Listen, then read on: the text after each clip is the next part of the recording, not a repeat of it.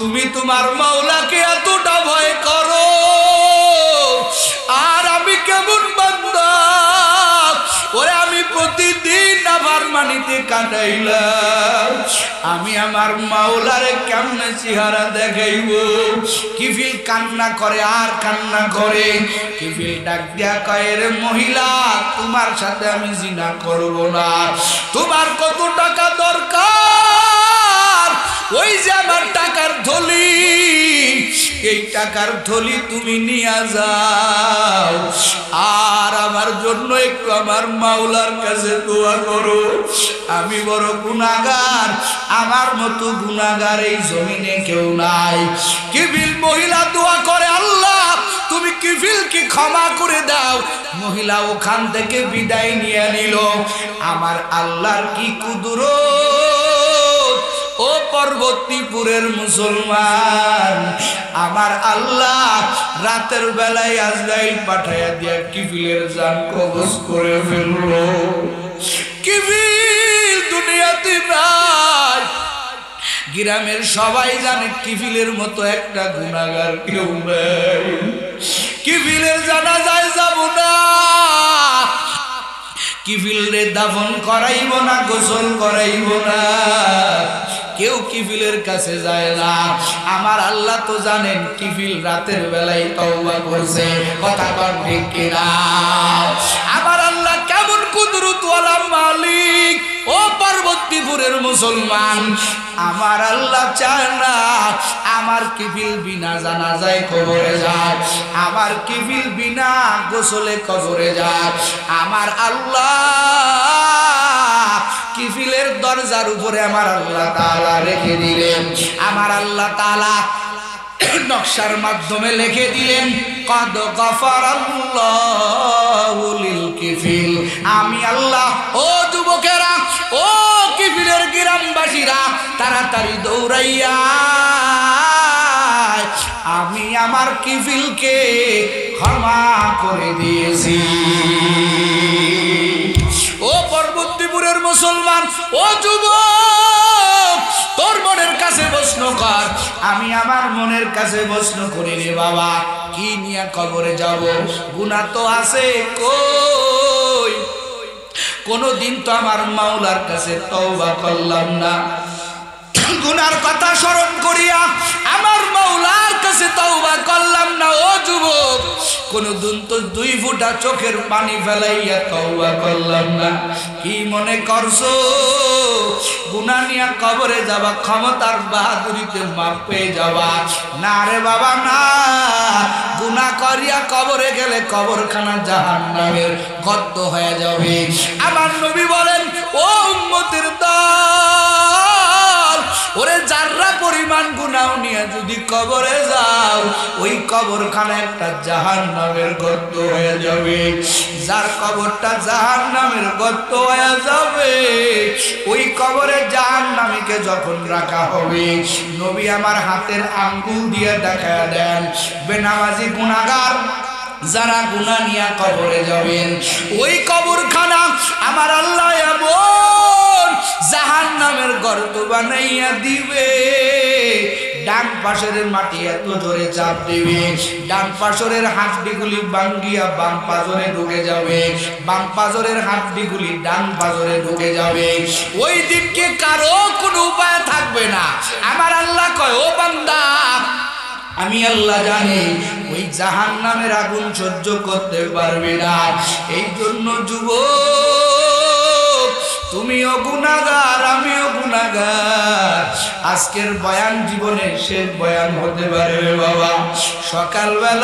সকালবেলায় তোমার আমার দ্বারে ওই মসজিদের পালকিটা চলে আসতে পারে রে বাবা। আল্লাহর বান্দারা, এজন্য এক নম্বরে যারা হিসাব ছাড়া জান্নাতে যাবে, এদের আলামত হলো এরা গুনাহ হয়ে গেলে তওবা করবে কার কাছে? আওয়াজ দেন, জোরে বলেন। ও আল্লাহর বান্দারা, তওবা করার দরকার আছে না নাই? আরো জোরে বলেন, আছে না নাই? আমার আল্লাহ কয়, কুল ইয়া ইবাদি। কত সুন্দর আমার আল্লাহ মেসেজ দিয়া ডাকেন, এরে গাফেল, ও পর্দার আলের আম্মা জানেরা, কয়দিন বাহাদুরি করবেন? কয়দিন গুনাহ নিয়ে জমিনে চলবে? সাহাবায়ে কেরামরা একটা অন্যায় হয়ে গেলে কখনো ঘুমাইতে পারতেন না। গুনাহ নাই, তারপরেও দিলের ভিতরে কত ভয় ভয়, হায় রে আমি কেমনে কবরে যাব, কি নিয়ে কবরে যাব, আমার তো কোনো পুঁজি নাই, কি নিয়ে আমি কবরে ঢুকবো। এরা যদি এমন কান্না করতে পারে, ও পরবর্তীপুরের মুসলমান, দিনাজপুরের মুসলমান, আপনার কি ভয় লাগে না?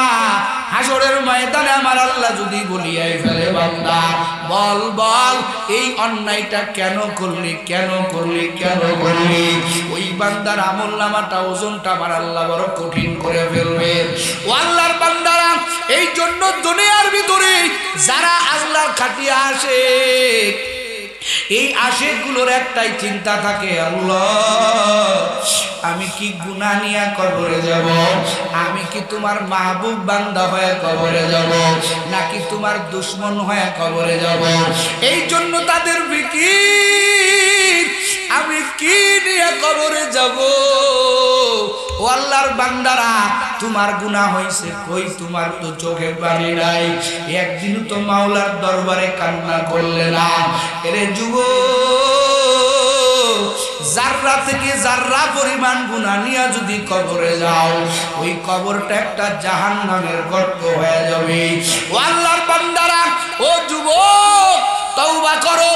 আমার আল্লাহ কয়, যারা তওবা করে এরা আমি আল্লাহর বন্ধু, আমি আল্লাহ ওদেরকে বড় মহব্বত করি, বড় ভালোবাসি। ওই যে বনি ইসরাইলের এক যুবক 99টা খুন করলো, কয়টা? কথা কন না, কয়টা? 99টা খুন। আমার আল্লাহ কয়, বান্দা কত অন্যায় করছো, আমি আল্লাহর কাছে তওবা করো। বনি ইসরাইলের ওই যুবক 99টা খুন করিয়া দিলের ভিতরে একটু নম্রতা আসলো, হায় রে আমার এই অন্যায়কে আমার আল্লাহ কি মাফ করবে? একজন রে জিগাইলো, বলে না না, এত বড় অন্যায় তো আল্লাহ ক্ষমা করবে না। বলে যেহেতু ক্ষমা করবে না, তো 99 রাইখা লাভ, একটু সেঞ্চুরি করে ফেলি। ওকেও কল্লাটা উড়াই দিল। খুনের সংখ্যা হলো কত? কথা কন না কে? ও আল্লাহর বান্দারা, যুবকের খুনের সেঞ্চুরি হয়ে গেল। কোথায় গেলে মাপ পাবো? এক জায়গা যা বললাম, আর গুনাহ কি কেউ মাফ করাইতে পারবে? আমার কোথায় গেলে আমার মাওলা আমারে মাফ করে দিবেন? একজন লোক বলে, ভাই অমুক গ্রামে যাও, একজন আল্লাহর ওলি কামেল আছে, তার কাছে গিয়ে কান্নায় ভেঙে পড়ো। তিনি যেই উপদেশ দেয়, সেই উপদেশ মাফিক তুমি কাজ করো, আমার আল্লাহ হয়তো তোমার এই গুনাহটাও আমার আল্লাহ ক্ষমা করে দিবে। ও আল্লাহর বান্দারা, ও যুবক, যুবক রওনা হয়ে গেল। কয়টা খুন করেছে? জোরে কন, আরো জোরে কন। 100 খুনের যুবক তওবা করার জন্য কেমন পাগল। যুবক রওনা হয়ে গেল রে বাবা। ওই গ্রামের কাছাকাছি গেছে, এখনো যাইতে পারে নাই, কেবল রওনা দিয়েছে। পথের মধ্যে আমার আল্লাহ আজরাইল পাঠাইয়া দিয়েছে। আজরাইল হাজির। যুবকের ভিতরে একটাই কল্পনা, আমি যদি এই গুনাহ নিয়ে কবরে যাই, আমার মাওলা তো আমারে ক্ষমা করবে না, আমি তো বড় জাহান্নামী। আমি গুনাহ নিয়ে কবরে যেতে চাই না। যুবক যখন জমিনে পড়ে গেল, ও পার্বতীপুরের মুসলমান, যুবক জমিনে পড়ার পরে আল্লাহ পাকের তওবার দিকে যাইতে চায়, আল্লাহ পাকের মাগফিরাতের দিকে যাইতে চায়। জমিনে পড়ার পরেও কিতাবের মধ্যে লেখে, যুবক একটা কেন দিয়া, জমিনে পড়ার পরেও একটা কেন দিয়া, হাসর দিয়া ওই গ্রামের দিকে যাওয়ার চাই, কিন্তু পারে না। কিছু দূর আগাইতে আগাইতে যুবক জমিনে পড়ে গেল। যুবকের ইন্তেকাল হয়ে গেল। যুবকের জিম্মায় 100 খুন। আবার যুবক তওবার নিয়তে বাহির হয়েছে, আমার আল্লাহর পক্ষ থেকে দুদল ফেরেশতাই চলে আসলো, রহমতের ফেরেশতাও হাজির। ও ভাইরা আমার, জাহান্নামের ফেরেশতারাও হাজির। জাহান্নামের ফেরেশতারা কয়, এই যুবকের জান আমরা কবজ করব, এই যুবকের জান আমরা রিসিভ করব। রহমতের ফেরেশতারা কয়, তোমরা কেমনে রিসিভ করবা? রহমতের ফেরেশতারা কয়, ও জাহান্নামের ফেরেশতারা, তুমি কি জানো না এই যুবক তওবা করার জন্য বাহির হয়ে গেছে, এই যুবক তওবা করার জন্য বাহির হয়ে গেছে, সুতরাং সে তওবাকারী। আবার জাহান্নামের ফেরেশতারা ডাক দিয়া বলেন, ও রহমতের ফেরেশতা, হ্যাঁ তওবা করার জন্য বাহির হয়েছে, কিন্তু তওবা তো করে নাই। এখন আমি কবজ করব, আমি রিসিভ করব। দুই দল ফেরেশতার মধ্যে দ্বন্দ্ব লেগে গেল। একটু চিল্লা কর আল্লাহু আকবার। আমার আল্লাহ কয়, আসো, কি হয়েছে? আমার আল্লাহ তাআলা দুদল ফেরেশতার দ্বন্দ্বকে মেটানোর জন্য ডাক দিলেন। দুদল ফেরেশতারা তাদের আরজি পেশ করলো। আমার আল্লাহকে আমি একটা স্কেল দিয়া দিলাম, এই স্কেলটা মাপ দিয়া তোমরা দেখো। ওই আল্লাহর বান্দা ওই ব্যক্তির পরামর্শ নেওয়ার জন্য যেই গ্রামের দিকে রওনা দিল, দেখো ওই গ্রামের দিকে বেশিরভাগ গেল কিনা। যদি বেশিরভাগ গ্রামের দিকে চলে যায় তাহলে রহমতের ফেরেশতারা জান কবজ করবে, আর যদি কম ভাগ যায় তাহলে জাহান্নামের ফেরেশতারা তার জান কবজ করবে, রিসিভ করবে, রূহ রিসিভ করবে। আমার আল্লাহ এই পরামর্শ দেওয়ার পরে ওই যে যুবক মরার মানে মাটিতে পড়ার পরেও ওই যে কেনই দিয়া আমার আল্লাহ পাকের মাগফিরাতের দিকে ছুটতে চাইছিল রে বাবা। আমার আল্লাহর এই দৃশ্যটা বড় পছন্দ। আমার আল্লাহকে আমার বান্দা জমিনে পড়ার পরেও আমার বান্দা আমি আল্লাহর মাগফিরাতের দিকে যেতে চাই। ও জমিন, আমি আল্লাহর চূড়ান্ত অর্ডার, আমি আল্লাহ আমার রহমতের ফেরেশতাও পাঠাইয়া দিলাম, আমি আল্লাহর গজবের ফেরেশতা জাহান্নামের ফেরেশতারা তাদেরকে পাঠাইয়া দিলাম। আমি জানি আমার বান্দা বেশি দূর আগাইতে পারে না, কিন্তু আমার বান্দার দিলের ভিতরে আমি মাওলার প্রেম, আমার বান্দা তওবা করার জন্য আমার বান্দা যে আমার দিকে আগাইয়া গেল। এরে জমিন, ও জমিন, তুই সংকিচিত হয়ে যা, আর আমার বান্দা যাতে তার ওই গ্রামে ওই আল্লাহওয়ালার দরবারে বেশিরভাগ চলে যায় সেই ব্যবস্থা তোরা তাড়াতাড়ি করে ফেলা। আমার আল্লাহর অর্ডার দেরি ওই যে গ্রামের দিকে রহমতের দিকে যাওয়ার জন্য। ওই বান্দা কেনই দেয়া গাইতেছিল, আমার আল্লাহ কয়, এরে ফেরেশতা, এ জমিন, আমার বান্দার তওবার দৃশ্য আমার কাছে বড় পছন্দ হয়েছে। আমি আমার বান্দার রহমতের দরিয়া দিয়া দেখতেছি আমার বান্দাকে আমি আল্লাহ ক্ষমা করে দিয়েছি। ও আল্লাহর বান্দারা, ও বুজুর্গ, ও পার্বতীপুরের মুসলমান, আমার আল্লাহ কয়, বান্দারে তুই যখন তওবার জন্য আগায় যাবি আমি আল্লাহ তো তোর দিকে তাকাইয়া থাকে। আমার বান্দা কখন একটা গুনাহ করে আমি আল্লাহর কাছে তওবা করি। এর যুবক, হিসাব দিয়া জান্নাতে যাইতে পারবি না। ওরে আমার আল্লাহ যদি তোর আমার হিসাব নেয় কোনো উপায় পাবি না রে যুবক। আমার আল্লাহ জমিনে বড় বড় বড় বড় গুনাহগারকে আমার আল্লাহ মাফ করে দিয়া জান্নাতের মেহমান বানায়া দিল রে বাবা। ও আল্লাহর বান্দারা, তুই কেন পারবি না রে যুবক? তুই কি জানো না আমার মাওলার মতো গফফার আর কেউ নাই। আমার আল্লাহ কয়, বান্দারে তোর কত বড় গুনাহ হইছে আমি আল্লাহর কাছে ক্ষমা চা। আমি আল্লাহ তোরে ক্ষমা না করে পারবো না, কারণ আমি তোরে বড় দুর্বল করে বানাইছি। তুই খানার লাইনে বড় দুর্বল, তুই চলাফেরার লাইনে লাইনে বড় দুর্বল, আমি আল্লাহ দুর্বল করে বানাইয়া তোর প্রতি মায়া আমি আল্লাহর বেশি। 1000 বছরের অন্যায় নিয়ে যদি আমি আল্লাহর কাছে ক্ষমা চাও, আমি আল্লাহ তাআলা তোকে ক্ষমা না করে পারবো না। ওই যে আমার আল্লাহর নবী হাদিসের মধ্যে ওই কিফিলের ঘটনা আমার আল্লাহ বর্ণনা করলেন। ওরে যে কিফিল এমন কোন রাত নাই মহিলাদেরকে নিয়ে আড্ডা মারে নাই। এক এক রাতে বর্তমান টাকার প্রায় 50-60 হাজার টাকা কিফিল এক একটা মেয়ের পিছনে ব্যয় করে বাবা। হাদিসের মধ্যে নবী আমার বর্ণনা করে বলেছেন, এই কিফিল একদিন এক মহিলাকে আনলো, মহিলার সাথে কিফিল অন্যায় করবে, জিনার দিকে আগাইবে। তাকাইয়া দেখে ওই মহিলার চোখ দিয়া দর দর করে পানি পড়তেছে। ও আল্লাহর বান্দিরা, ও পর্দার আমার মা বোনেরা, আপনি বেপরদায় ঘুরেন। ও আম্মা জানেরা, আজকে আপনি এক ওয়াক্তের পর আরেক ওয়াক্ত নামাজ ছেড়ে দিতেছেন, টিভির আড্ডায় বসে থাকেন, মাওলার ভয় নাই রে আম্মা জান। যদি আমার মাওলার ভয় থাকতো নিজেও নামাজ পড়তেন, সন্তানটাকেও নামাজ পড়াইতেন, মেয়েটাকেও বেপরদায় ছাড়তেন না, আপনিও বেপরদায় ঘুরতেন না। এই যে যা কিছু করেন আমার মাওলার ভয় না থাকার কারণে, কথা কন ঠিক কিনা? অথচ বহু বান্দিরা এই দুনিয়াতে দেখাইয়া গিয়েছে, ওরে জীবন দিয়ে দিয়েছেন আমার মাওলার একটা সেকেন্ড অবাধ্য হয় নাই রে বাবা। একটা গুনাহ হইলে কি পরিমাণ কান্না করছে।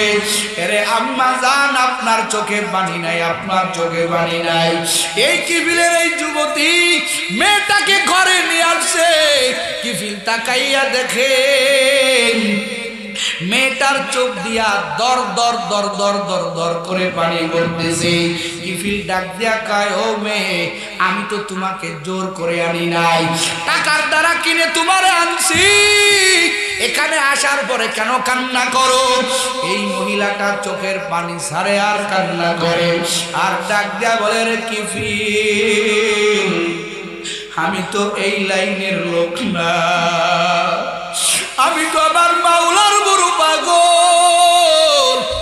আজকে টাকার দরকারের কারণে আমাকে কে টাকা দিবে? আজকে টাকার প্রয়োজনে, দরিদ্রতার কারণে আজকে আমার যৌবনটা তোমারে দিচ্ছি। কিন্তু কিফিল বলে, তারপরেও তুমি কেন কান্না করো? তোমাকে তো টাকা দিব, তারপরেও তুমি কেন কান্না করো? এই মহিলাটা চোখের পানি বেলায় আর কান্না করে বলে, এরে কিফিল, আমি কান্না করি কিসের জন্য জানো? ওরে তোমার সাথে আজকে আমি এই জিনা করার পরে সকাল যখন হয়ে যাবে,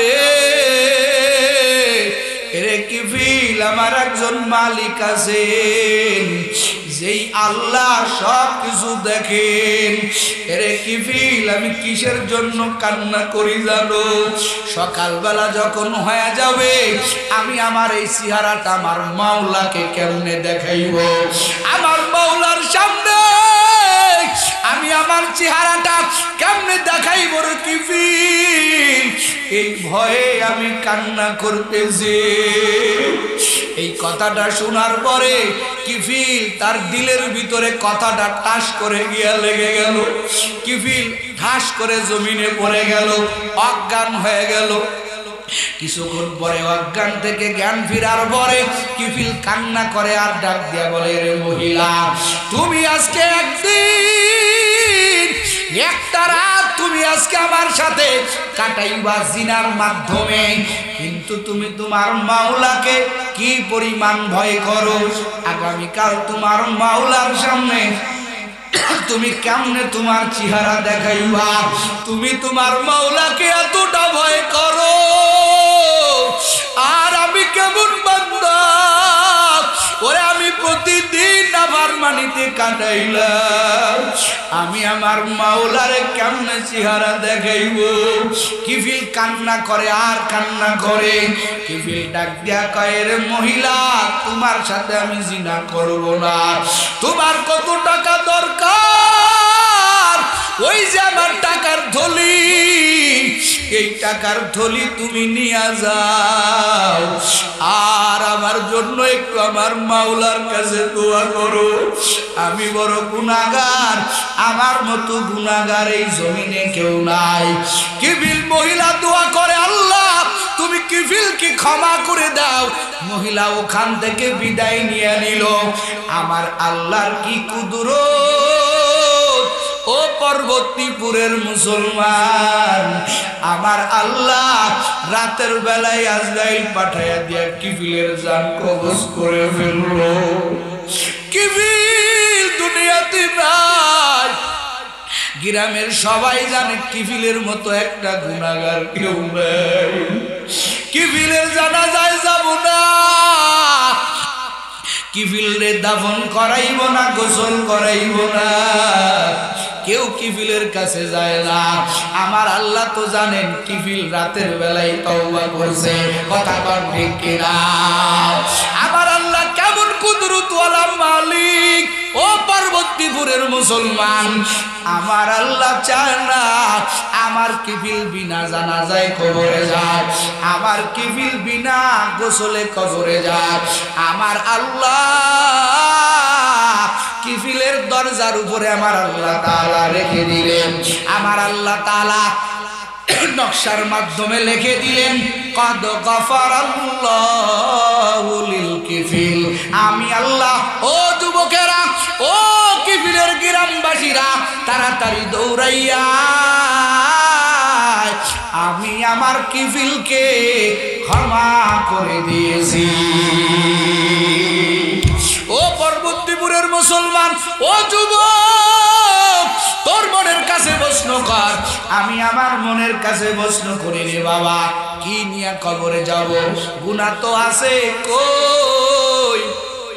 কোনদিন তো আমার মাওলার কাছে তওবা করলাম না। গুনার কথা স্মরণ করিয়া আমার মাওলার কাছে তওবা করলাম না। ও যুবক, কোনদিন তো দুই ফোঁটা চোখের পানি ফেলাইয়া তওবা করলাম না। কি মনে করছো গুনাহ নিয়ে কবরে যাবা, ক্ষমতার বাহাদুরিতে মাপ পেয়ে যাবা? না রে বাবা না। গুনাহ করিয়া কবরে গেলে কবরখানা জাহান্নামের গর্ত হয়ে যাবে। আমার নবী বলেন, ও উম্মতের দল, ওরে যাররা পরিমাণ গুনাহ নিয়ে যদি কবরে যাও, ওই কবরখানা একটা জাহান্নামের গর্ত হয়ে যাবে। যার কবরটা জাহান্নামের গর্ত হয়ে যাবে, ওই কবরে জাহান্নামীকে যখন রাখা হবে, নবী আমার হাতের আঙ্গুল দিয়ে দেখায়া দেন, বেনামাজি গুনাহগার যারা গুনাহ নিয়ে কবরে যাবেন, ওই কবরখানা আমার আল্লাহ এমন জাহান্নামের গর্ত বানাইয়া দিবে। ডান পাশের মাটি এত জোরে চাপ দিবে, ডান পাশের হাড্ডিগুলি ভাঙ্গিয়া বাম পাজরে ঢুকে যাবে, বাম পাজরের হাড্ডিগুলি ডান পাজরে ঢুকে যাবে। ওই দিনকে কারো কোনো উপায় থাকবে না। আমার আল্লাহ কয়, ও বান্দা, আমি আল্লাহ জানি ওই জাহান্নামের আগুন সহ্য করতে পারবে না। এই জন্য যুবক, তুমিও গুনাহগার, আমিও গুনাহগার। আজকের বয়ান জীবনের শেষ বয়ান হতে পারে রে বাবা। সকালবেলায় তোমার আমার দ্বারে ওই মসজিদের পালকিটা চলে আসতে পারে রে বাবা। তোমার মতো কত যুবক মনে মনে কল্পনা করছিল বড় হলে দাড়ি রাখবো, বিবাহ করার পরে দাড়িটা লম্বা করবো। এরে যুবক পারে নাই। কত যুবক যৌবন বয়সে কবরে চলে গেলেন। ও আল্লাহর বান্দারা, ও বান্দারা, আমার মা বোনেরা, আপনি কি জানেন আপনি কি নিয়ে কবরে যাবেন রে মা? কোনোদিনই খুব ভয় হয় না? আমার বুঝি তো কোনো বুঝি না। আমার চোখে কেন পানি নাই? গুনার কারণে রে যুবক, তোমার চোখে পানি নাই, আমার চোখে পানি নাই। অথচ বাবা যেই গুনাহ করে জাহান্নাম জ্বলাইছেন, আমার আল্লাহ এলাকায় ওই জাহান্নামরা ফায়ার সার্ভিসের পানি দিয়া নিভবে না রে বাবা। ওই জাহান্নাম একমাত্র নিভবে রে যুবক তোমার আমার চোখের পানি দ্বারা। এই জন্য দুনিয়াতে বেশি বেশি কাঁদবেন যারা দুনিয়াতে কান্না করে করে করে করে কবরে যাবেন, আমার আল্লাহ তাদের কবরটা আমার আল্লাহ জান্নাতের বাগান বানায় দিবে। নাসারারে যুবক ওই কবর কিন্তু জাহান্নামের গর্ত হয়ে যাবে। দুনিয়ার কেউ তোমার আমার দুঃখ বুঝবে না, মা কাঁদবে আমার বাজান কোথায়, আমার বাজান রে তোরা কোথায় নিয়ে যাও। বাবা কাঁদবে আমি আর কারে বাজান কয়া ডাকবো। স্ত্রী কাঁদবে আমার স্বামী না থাকলে আমি কার মর্যাদা নিয়ে থাকবো, কে আমারে আদর করবে। যার যার অভাবের কারণে সেই সেই কাঁদবে রে বাবা। কিন্তু তুমি কাঁদবা কিসের জন্য জানো? মরার পরেই দেখবা তোমার কবরখানা তো জাহান্নামের গর্ত হয়ে গেছে। তুমি তাকাইয়া দেখবা তোমার বাড়িতে লোকজনের আমগাম হয়ে গেছে। কেউ যাচ্ছে বাজারে পালকি, কেউ যাচ্ছে বাজারে সাদা কাফন কেনার জন্য, কেউ যাচ্ছে বাজারে বাঁশ কাটার জন্য। তাড়াতাড়ি কেমনে বিদায় দিবে? ওরে মরতে দেরি তোমারে আমারে বারান্দায় শুয়াইতে দেরি করবে না। চারপাশে মশারি টাঙাইয়া তোমার আমারে জনমের মতো গোসল দিয়ে দিবে। চারপাশে মশারি টাঙাইয়া কিসের গোসল করাইলেন ভাই? আজ বুঝি দিবেন গো আমার জনমের বিদায়। আজ বুঝি দিবেন গো আমার জনমের বিদায়। সবাই দুইটা চোখ বন্ধ করে ফেলে। আরে ছোট্ট বাচ্চাটা কাঁদে, আব্বু কারে আব্বু কয়া ডাকবে। বাচ্চাটা কান্না করে বলে মা, যেই বাবারে তুমি গোসল করায়া দিতা, আমার বাবা একা একা গোসল করতো, আজকে কেন আমার বাবারে নিয়ে চাদুয়ায় ঢুকাই দিবে? আমার বাবা কেন একা একা গোসল করে না রে মা? কেন আমার বাবারে নিম পাতা গরম করে গোসল করে দেয়?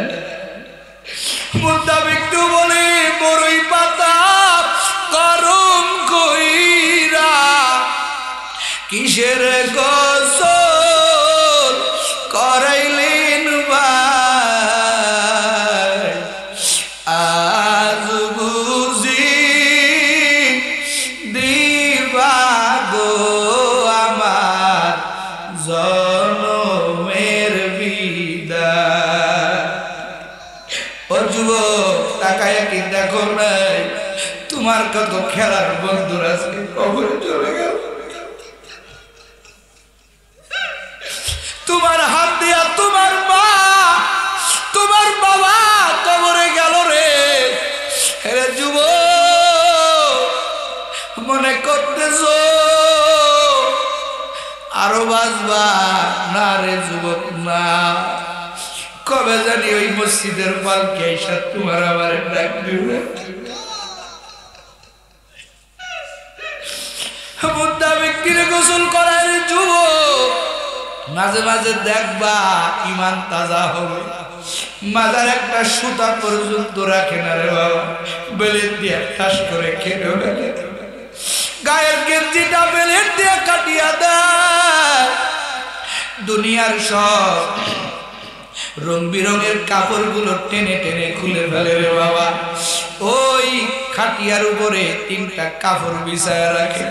যুবক রে, জুব্বা পছন্দ করো না, সাদা কাপড় পছন্দ করো না।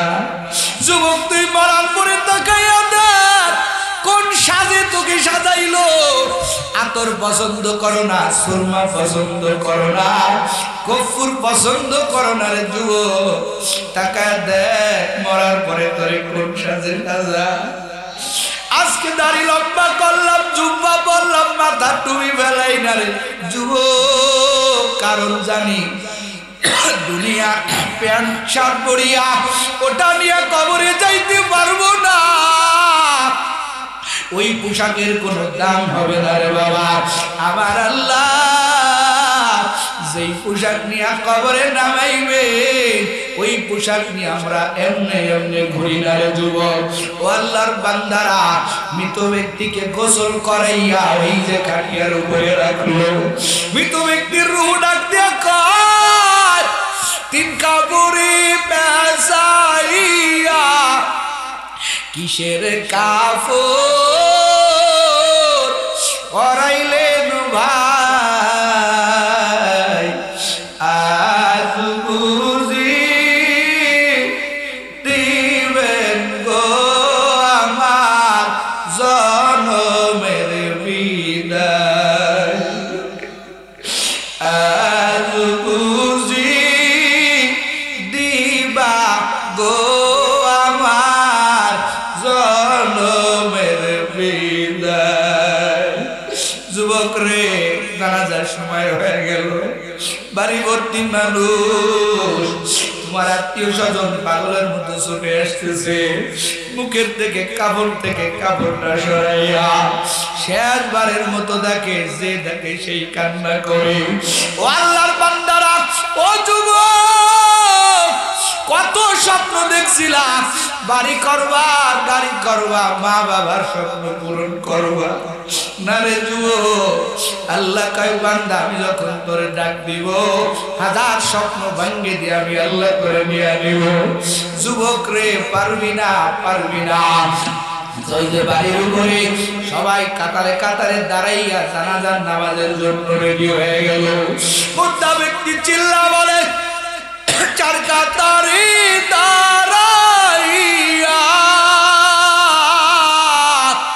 কিসের নামাজ পড়াইলেন ভাই, আজ বুঝি দিবা গো আমার জনমের বিদায়। আরে যুবক, জানাজার নামাজ শেষ হওয়ার পরে 1 সেকেন্ড দেরি করে না, সাথে সাথে 4 জন লোক এসে খাটটা উঁচু করে ফেলে। ওই যে তোমার বিদায়, জনমের মতো বিদায়। ভিতর থেকে মহিলাদের কান্নার আওয়াজ, মা করে আমারে সারিয়া দে, ওই যে আমার সোনা চলে যাইতেছে আমারে রাখিয়া। ও বাবা, তোর মাকে কোথায় রাইখা গেলি? মাকে গ্রামবাসীরা ধরে রাখতে পারে না, মা কয় আমারে সারিয়া দে, আমার বাজান আমারে না কইয়া চলিয়া যায়, আজকের পর থেকে আমি আমার বাজানকে দেখতে পাবো না। মাসালা হলো খবরদার, ওই জন্ম ওই গর্ভধারিণী মাকে খবরদার ছাড়িও না। কারণ মা যদি সন্তানের সাথে কবর পর্যন্ত যাইতে পারে, ও যুবক, মা কবরে যদি নেমে যায়, মা কখনো উঠবে না। এই জন্য মাসালা হলো খবরদার, মাকে সঙ্গে আনিস না। কারণ মা এমন মা কলিজার টুকরা সন্তানরে কবরে একা রাখতে দিবে না। মাও নামিয়া যাবে, বলবে তোর আমার কবর দে, আমার কলিজারে রাইখা আমি কোথাও থাকি নাই। এই জন্য শরীয়ত বলে খবরদার মাকে ছাইরা দিও না। বাবা যাক, বাবার দিল একটু শক্ত, বাবা পারবে সন্তানের কবরে নামায় দিতে। আহারে মুদ্দা যখন রওনা দিয়া দেয়, ও যুবক টাকা তো দেখছো কত মানুষ কবরে রওনা দিয়া দেয় রে বাবা। ওই একটা মুহূর্ত তোমারও আসবে, আমারও আসবে রে বাবা। চোখের পানি ছাড়িয়া দিয়া কান্না করো, যখন মুর্দাকে কবরের দিকে নিয়ে যাওয়া হয়, মুর্দা ব্যক্তি ডাক দিয়া কয়, হায় রে গ্রামবাসী, একসাথেই তো চললাম, একসাথেই তো ফিরলাম, আজকে আমারে কোথায় নিয়ে যাও? আমারে একা একা কোথায় নিয়ে যাও? আমার মায়ের কাছে কইও গিয়া, আমার মায়ের কাছে কইও গিয়া, দুধের দাবি বিকাশ আর বুঝি দিবা গো আমার জনমের বিদায়। আরে কেউ কারো কথা শোনে না, জনমের মতো কবরে নামায় দিবে রে বাবা। ও যুবক, কবরে কি যাবি না? একটু চিন্তা কর, কি নিয়ে কবরে যাবি? তোমার জীবনেও গুনাহ, আমার জীবনেও গুনাহ রে বাবা। ওই কবর অন্ধকার, মাওলার কাছে কি হিসাব দিবা? মাওলার দরবারে কি হিসাব দিবা? ও বাবার, এই জন্য নবী আমার বলেন, মুতু ক্বাবলা আন তামুতু ওয়া হাসাবু ক্বাবলা আন তুহাসিবু।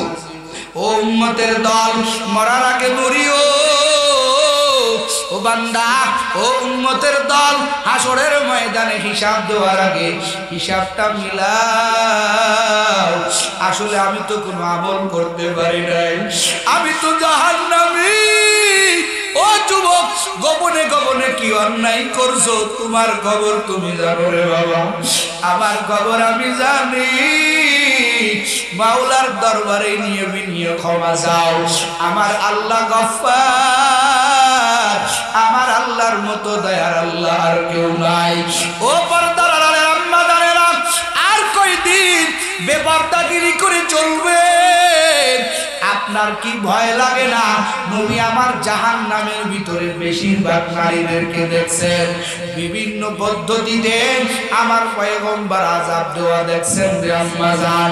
ভয় কি লাগে না রে মা? আপনার লাইনের কত আম্মা জান 5 বেলার নামাজ পড়ে, পর্দা করে, স্বামীর খেদমত করে, আছে না নাই? ও আল্লাহর বান্দারা, ও পর্দার আমার আম্মা জানেরা, আপনি কেন পারবেন না? আজকের ময়দান থেকে তওবা করেন রে মা। হতে পারে সকালবেলায় আপনার মৃত্যুর পরোয়ান আসতে পারে না রে মা। আপনার চাইতে চেহারার দিক থেকে অনেক সুন্দরী আমার বোনেরা আছে, পর্দা করে, 5 বেলার নামাজ পড়ে, যায় না মাঝে আমার মাওলার কাছে কান্না করে। নেককার একজন স্বামী আল্লাহর কাছে ভিক্ষা চায়, আল্লাহ একজন নেককার স্বামী আমার কপালে জুটাইয়া দিয়েন। ও পর্দার আমার বোনেরা, আপনিও মাওলার যায় না মাঝে চোখের পানি ভিক্ষা দেন, চোখের পানি আমার মাওলার কাছে জমা দেন। ও যুবক, ও আল্লাহর বান্দারা, আপনিও তওবা করেন, আর গুনাহ করবেন না, দাড়িতে খুব লাগাইবেন না, 5 বেলার নামাজ পড়বেন, জীবনের শেষ মোনাজাত, জীবনের শেষ বয়ান মনে করেন, আর তওবা করার সুযোগ পাবেন না। সকাল বেলায় আজরাইল আসতে পারে রে বাবুরা। ও যুবকেরা, কারা কারা পারবা?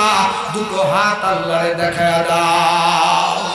আল্লাহ, আমরা তওবার নিয়তে মানি, আপনার দরবারে 2টা হাত তুলে ওয়াদা করতেছি রে আল্লাহ, আজকে থেকে গুনাহ করব না, 5 বেলার নামাজ পড়ব, তোমার বিধান অনুযায়ী চলবো, নবীর তরিকায় চলবো রে আল্লাহ। আল্লাহ, তুমি আমাদের তওবাতুন নসুহা করে কবরে যাওয়ার তৌফিক দান করেন, বলেন আমিন।